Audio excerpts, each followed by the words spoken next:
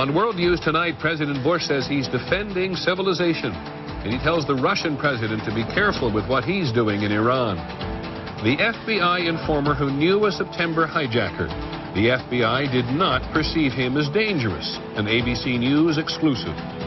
The Archbishop accused of sexual assault and paying off the other man involved, an ABC News investigation. What a difference the internet has made to missing children. The recovery rate has been increased dramatically. And it may be the water myth. We've heard it for years, 8 glasses of water a day. Really? From ABC News World Headquarters in New York, this is World News Tonight with Peter Jennings. Good evening, everyone. President Bush is in Russia tonight. He's never been there before. When Mr. Bush has a formal summit meeting with the Russian president, his friend Vladimir Putin, tomorrow, they will do something Mr. Bush often said he did not want to do, sign a nuclear arms reduction agreement. Today, Mr. Bush was also in Germany, hasn't been there before. His theme throughout the day has been terrorism, and ABC's Terry Moran is with him. Hand in hand, the president and the first lady arrived in Russia for a different kind of summit in Moscow. Aides say Mr. Bush sees this trip as a chance to lay the foundation for a new era of close cooperation with Russia, especially in the war on terrorism, which President Putin has enthusiastically supported. But earlier in Berlin, the president also had a blunt warning to Putin about a growing concern: Russia's help in building a nuclear reactor in Iran. Is that if you arm Iran, you're liable to get the weapons pointed at you. That kind of tough talk dominated Mr. Bush's speech to the German parliament as he tried to rally or frighten wavering Europeans into supporting the war. In this war, we defend not just America or Europe, we are defending civilization itself. The president's speech was disrupted by a protest staged by far-left legislators, which seemed to startle him. But his answer to such concerns was a stark warning: you could be next. Those who despise human freedom will attack it on every continent. Those who seek missiles and terrible weapons are also familiar with the map of Europe. At his press conference with German Chancellor Schroeder, Mr. Bush pressed his case, especially for taking on Iraq and its weapons of mass destruction. A highly unpopular idea here, but a problem he said must be dealt with. We can play like it's not there. We can hope it goes away. But that's not going to work. That's not going to make us safer. Making the world safer is what the White House says the new U.S.-Russia relationship is all about. And the two presidents will take a historic first step along that path tomorrow, when they sign the nuclear arms treaty that will reduce warheads by 2/3 on each side. Terry Moran, ABC News, with the president in Moscow. A little later in the broadcast, ABC's Claire Shipman, who used to be boasted in Moscow, will take a closer look at the Russian leader, Mr. Putin. Before leaving Germany today, President Bush said he did not support an independent commission to investigate whether the government missed warning signs before September the 11th. Mr. Bush said it would compromise U.S. intelligence. The warnings in effect for New York City landmarks now include a threat to the subways and trains in the city. Once again, the threats are vague and unconfirmed. The Transportation Department says that transit systems across the country should stay on a state of alert. The government says the so-called shoe bomber Richard Reed, who was subdued by other passengers on a flight to Miami last Christmas, wanted to destroy an airplane during the holidays in order to ruin the airline industry. More tonight on the FBI and the September 11th hijackers. There's been speculation for weeks now about how much the government actually knew about what a group of Middle Eastern men taking flight training in Arizona was up to. Well, ABC News has learned that the FBI got very close to the hijacker believed to have been on a jet into the Pentagon on September the 11th. The problem was the FBI's informant had no idea who he was on to. ABC's John McCarthy has an exclusive report from Washington. Alkai Collins says he was paid $2,500 a month as an FBI informant in Phoenix. In a stunning disclosure to ABC News, he claims that 3 years before September 11th, he began providing the FBI with information about Hani Hanjour, a young Saudi who later helped fly hijacked American Airlines Flight 77 into the side of the Pentagon. They knew he lived in Phoenix. They knew his phone number. They knew his address. They knew what he drove. They knew everything there was to know about the guy. The FBI emphatically denies that Collins provided any information about Hani Hanjour, but they do admit that they paid Collins to monitor the Islamic and Arab communities of Phoenix because of his unusual background. A self-styled Islamic holy warrior, Collins was born in the U.S. In trouble with police as a teenager, he says he found religion, Islam, and eventually went overseas to fight. In Chechnya, he lost his leg to a landmine. Once in Phoenix in 1996, the FBI asked Collins to focus on a group of young Arab men, many of whom were taking flying lessons. Hani Hanjour was part of the group. They drank alcohol, they messed around with girls and stuff like that. They all lived in an apartment together, Hani and the others. Collins said he provided the FBI with basic facts, letting the FBI take it from there. And when I said there's this, short, skinny Arab guy who's part of this crowd, drives, such and such a car, I assumed that they would then, start tracing him and see who his contacts are.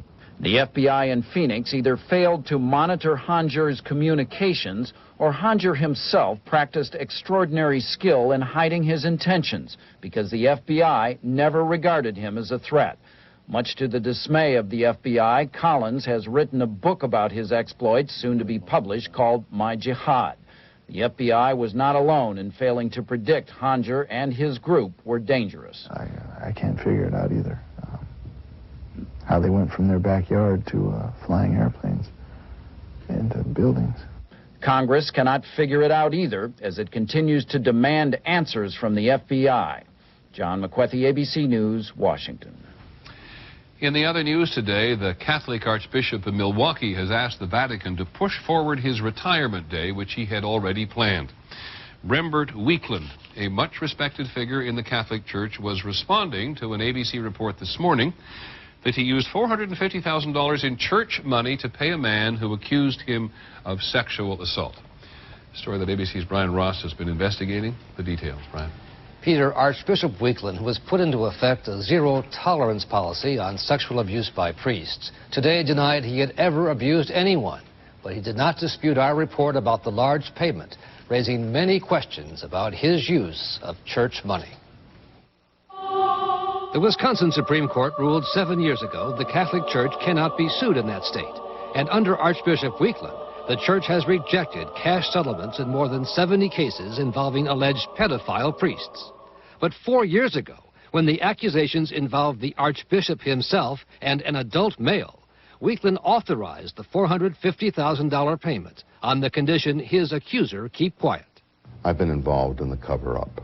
I accepted money to be silent about it, not to speak out against what was going on. 53-year-old Paul Marcoux says the Archbishop assaulted him sexually 22 years ago after they had dinner to discuss his joining the priesthood. Think of it in terms of date rape. It was 1997 when Archbishop Weekland had risen to prominence in the church that Marcoux threatened to file suit and make public his allegations, plus an 11-page letter the Archbishop had written to Marcoux saying, "I felt like the world's worst hypocrite, so I gradually came back to the importance of celibacy in my life." That's not blackmail? Well, some will view it as that, I suppose, but it was an attempt. What would you call it? A settlement for a sexual assault case. Today, the 75-year-old Archbishop Weekland said he was asking the Vatican to speed up acceptance of his resignation, mandatory at his age.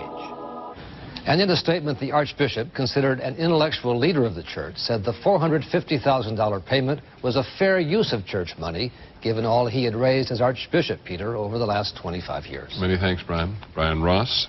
In the national briefing tonight, law enforcement sources tell ABC News the remains of the Washington intern Chandra Levy are so decomposed they may never learn how she died. Police are now focused on a man in jail who was convicted of attacking 2 women joggers last summer in the same Washington park where Ms. Levy's remains were found.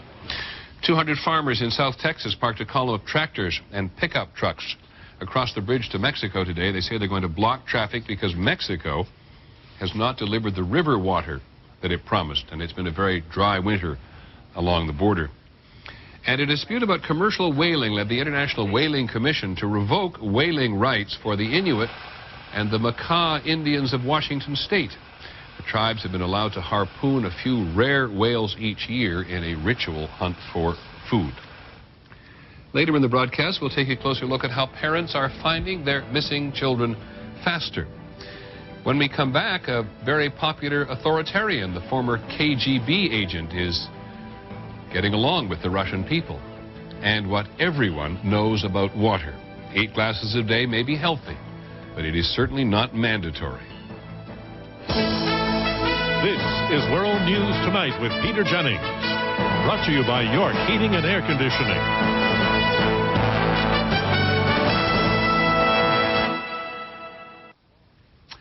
In Washington today, the Congress honored law enforcement officers who have located missing children in the last year. There are about 725,000 missing children cases a year in the United States. Most children are found, but it can take a very long time. We're going to take a closer look tonight at solving some of the tougher cases more quickly. Here's ABC's Michelle Norris. When Elizabeth Norton's 2 sons did not return home after a visit with her ex-husband, she immediately posted the boys' photos on as many websites as possible. Every single day I was on the internet, and I prayed every day that they would come home. Norton had no idea her boys had been taken to a California trailer park. It was only through the internet that the boys were found. Technology has enabled us to dramatically shorten the lead time in the search for a missing child. A neighbor in California suspected the boys may have been abducted. The neighbor found this website, simply clicked on the word search, then typed in the younger boy's name, Jonathan. Jonathan's picture appeared among the other missing Jonathans, and there was no mistaking him. Norton's ex-husband was arrested. The boys returned home. Law enforcement officers say advances in technology have dramatically improved the recovery rate for missing children. 10 years ago, 62% of missing children were returned. Today, that number is 93%. What used to take weeks now takes minutes. Using the internet, police can immediately saturate the country with photos, which in turn can be printed onto postcards or posters. With new software, forensic artists can manipulate a photo to show how a child matures. Technology has made the difference, but it's of little use if parents can't provide accurate information. A survey found that 1 in 4 parents could not provide a detailed description of their child. Eye color is bluish green. Height, I haven't a clue. She's 3 feet 6, something like that. It is vital that parents be able to describe their child with precision. Hundreds of children go missing every day. Precise information and the power of technology can make all the difference in bringing them back home. Michelle Norris, ABC News, Washington. We have one brief item about sports tonight. Sam Snead, the man who won more golfing titles than anyone else, has died. That's him with the hat. He won 81 PGA Tour events. There's a lot to be said about him. He once said himself that he owed all his hand-eye coordination to a childhood spent squirrel hunting in rural Virginia. He was 89 years old, and golfers will be talking about him for ages. When we continue this evening, the president's host in Russia, something of a mystery. And Americans drinking so much water every day, the bottled water industry loves it. But do Americans need to drink so much?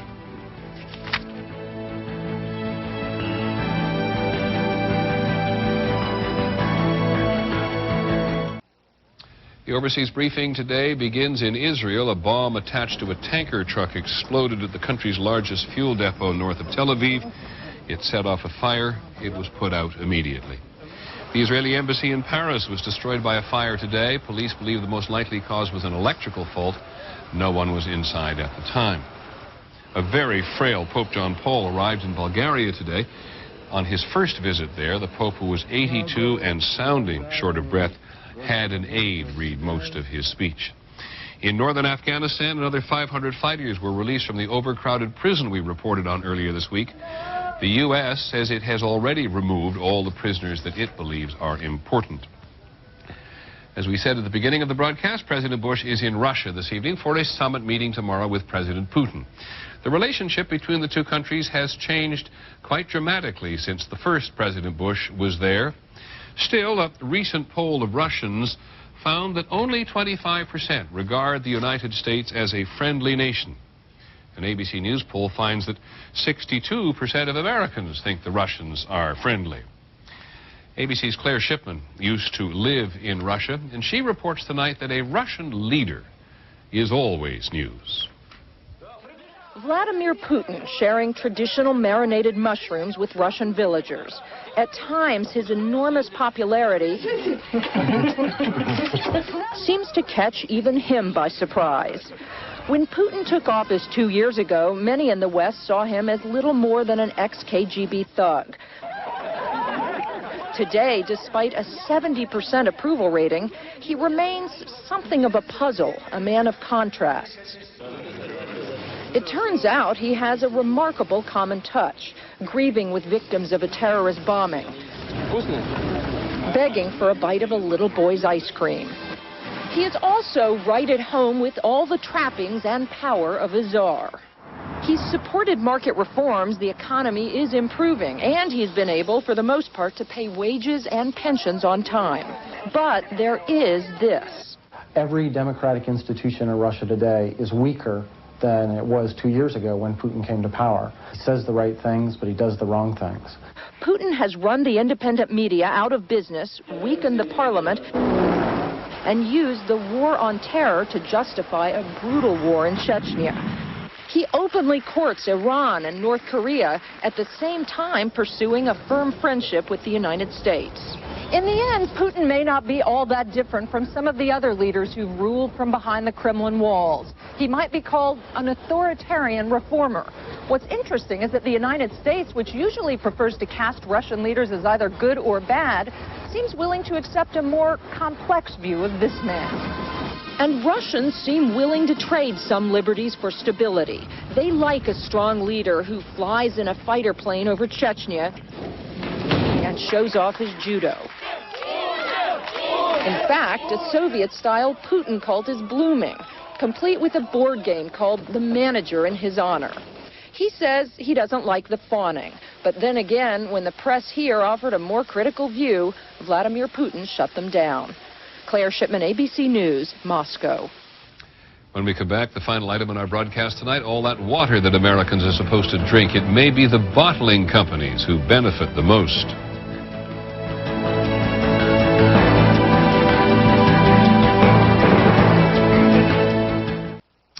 Finally, this evening we focus on a number that has somehow come to represent the truth. Americans have been taught for years that 8 glasses of water a day is what the body needs.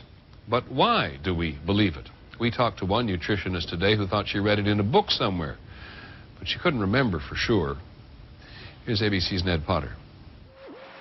If the human body is more than 60% water, how much water should you drink every day? 8 glasses.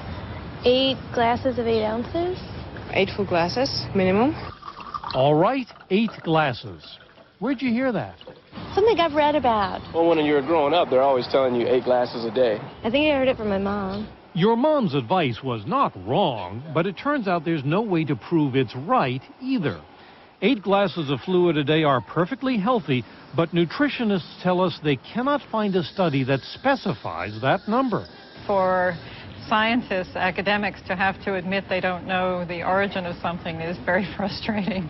Nevertheless, magazines, self-help books, and commercials have been telling people for years to drink hearty. Nutritionists recommend 8 glasses of water daily for good health. And if it's good for you, it's even better for the industry. Bottled water is the fastest growing drink in America. By 2005, analysts predicted it will be outselling coffee or milk. The International Bottled Water Association has a hydration calculator on its website. I tell it how much I weigh, how much I've exercised today, and it'll tell me that I need about 10 glasses of water. The National Academy of Sciences hopes to put out new water guidelines by next March. In the meantime, all doctors can say is, it's better than soda pop. Drinking water instead of sugary drinks for most of us is a good thing. But do we need to be carrying a water bottle around all day? I don't think so. So no question, plenty of water is healthy. But are you really that thirsty? Ned Potter, ABC News, New York. That is our report on World News Tonight. Tomorrow on the broadcast, the pop star and the Treasury Secretary on a mission to Africa. Don't forget Nightline. Good night.